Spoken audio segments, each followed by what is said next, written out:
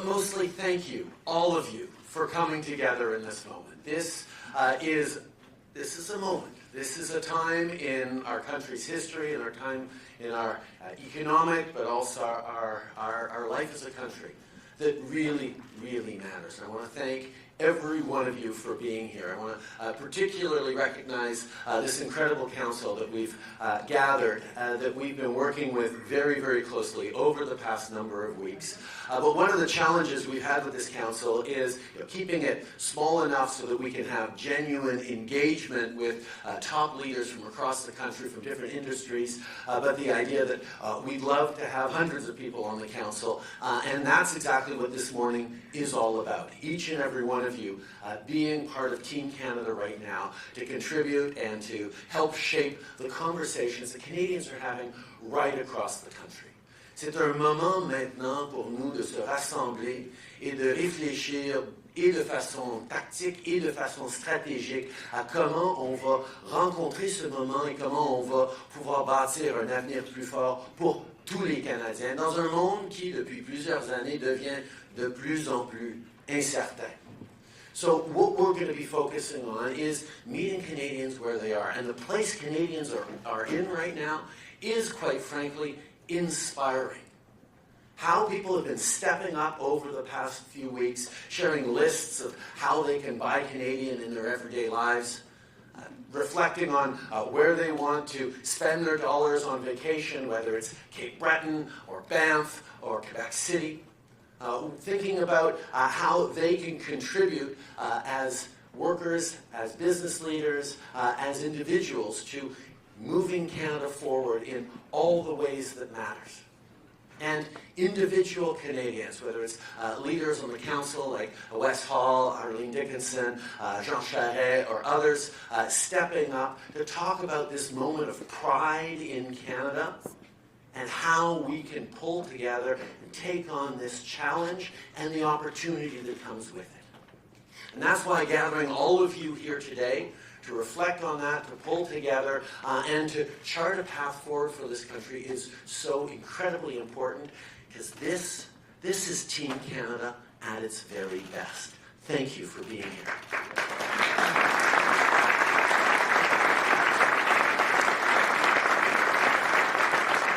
As I said, I think we need to do two things in this. We need to both start thinking tactically and strategically. On the tactical side, we need to talk about tariffs.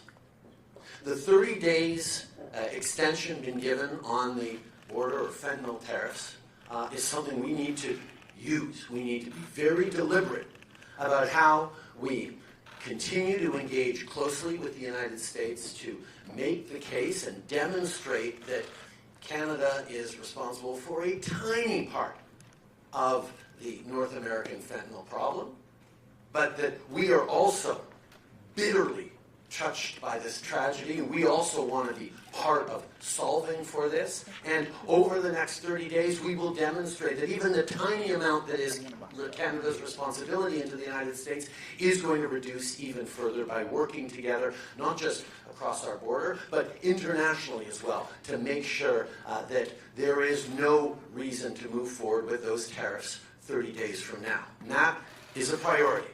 But also tactically, if those tariffs do end up coming in, or if the investigation into commerce tariffs that are scheduled for April move forward, we need to be ready to respond robustly, as we are. We also have to be ready to support Canadians through the responses we're giving and through a difficult time of tariffs. That's something we have to talk about.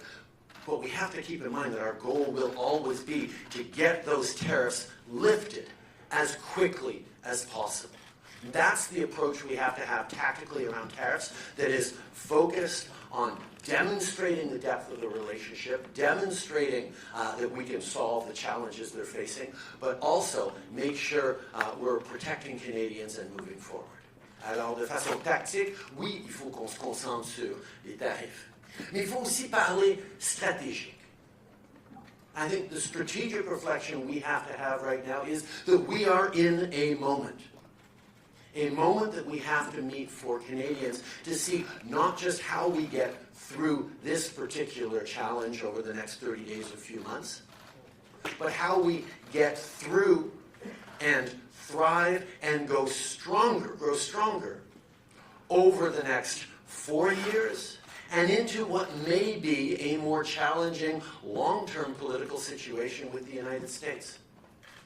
How do we make sure we are resilient as an economy? And for me, there's 3 areas we need to think about: Canada, the United States, and international.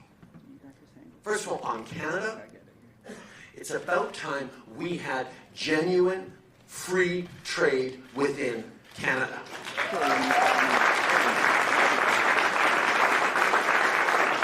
Vous le savez tous, il existe encore beaucoup trop de barrières à notre commerce interne d'un bout à l'autre de ce pays. La ministre Anand vient de rassembler les différents ministres du commerce des différentes provinces et territoires pour, après des décennies d'efforts par plein de gouvernements, réellement saisir l'opportunité qu'on a. Now, internal trade is something that we've been talking about, and quite frankly, the business community has been talking about for decades, as we have to move forward on it. This is one of those moments and opportunities where we actually can. There's a window open because of the context we're in. We have to jump through it. And it's not just about political will, because I can tell you, all the premiers are united in saying, yes, let's do it. But there's challenges within bureaucracies that say, oh, but it'll be hard to recognize teaching certificates from one quarter of the country versus another. It'll be hard to get proper labor mobility, or there's a reason we have a specific tire requirement on our trucks for our province, or a specific need for a first aid kit in those trucks that differs from one place to the other. A lot of barriers that just don't make sense. But it's going to require all of us, not just governments, but business leaders as well, to step up and push hard and make sure that in this moment, we actually move forward on free trade within Canada that will make us more efficient, more competitive, and give greater opportunities for Canadians, not just individual Canadians, but businesses and suppliers to do business across Canada, east-west, and not just north-south, that has always been easy and default until this point. So that's something I'm going to need all of your help on to push. Secondly, trade with the U.S. Now, there's a lot of talk about diversification. We'll get to that as well. But let's face some facts here. We are Canada. Geography means we're always going to both benefit and be challenged by trade with the United States. It's always going to be a big chunk of our economy. Can we be deliberate and strategic about where we're creating deeper partnerships that make sense, where we're looking at whether it's critical minerals that are going to be so essential for the future and that international suppliers are a little more unreliable on, certain countries are unreliable on, whether it's moving forward on energy and deepening our energy links in a positive way that actually solidifies those ties and makes them less vulnerable to the vagaries of politics. Can we be thoughtful and deliberate about the kinds of partnerships that enhance and create true win-wins, but also give us a little more protection against political rhetoric in the United States? These are things we can deliberately look at, that we are looking at, and certainly Minister Champagne is there engaging with that, Minister Wilkinson on energy and critical minerals. There's a lot of conversations happening that says, okay, we're always going to be trading with the United States. Can we make sure we're doing it from a position of strength and solidity and protect ourselves for the long term? Mais le troisième élément, bien sûr, c'est plus de commerce à l'international. Making sure we're taking advantage of the incredible trade deals that Canada has signed, most of them over the past 9 years, with 2/3 of the global economy. From CPTPP with Asian, South American, and one European country, with the UK joining the CPTPP, We have a tremendous opportunity to go where a big center of gravity of the economy is being pulled. But it's not enough to just sign a trade deal. We have to actually then follow up on it with trade missions, with actual investments, with partnerships. And that's why Mary Ng, our trade minister, who's not here today, is on her way. She's right now at the WTO in Geneva, and she's on her way to Australia and Asia to engage even further on another trade mission. We need to follow up on that. We have a free trade deal with Europe that has seen opportunities grow significantly over the past years, but can we do even more? Can we look at diversifying our supply chains so that we do have those opportunities internationally as well? Can we look at new markets that we're opening up? There's so many different opportunities and challenges we can get to that there is a moment right now that we all should be talking about. So what we're going to do this morning is we'll do a little bit of Q&A with the council that I will facilitate, and I'll answer a few questions from you guys as well. Then we're going to go and pull together in different groups to talk about sectoral impacts, to talk about Team Canada, so we can draw on your ideas and come together with even more plans and more solutions for how we move forward as a country. Because Canadians are watching right now. They're watching to see that our leadership collectively is able to meet this moment, is able to step up, is able to be there to say, this is Canada, we got this, and this is how we're going to do it. That's what Canadians want, that's what Canadians are counting on, and that's what I know we are all here to do, all committed to building. So thank you all very much for being here. Merci beaucoup. On se met au travail.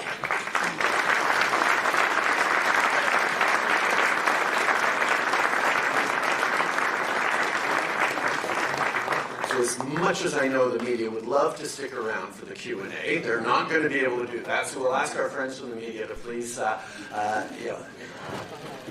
move along.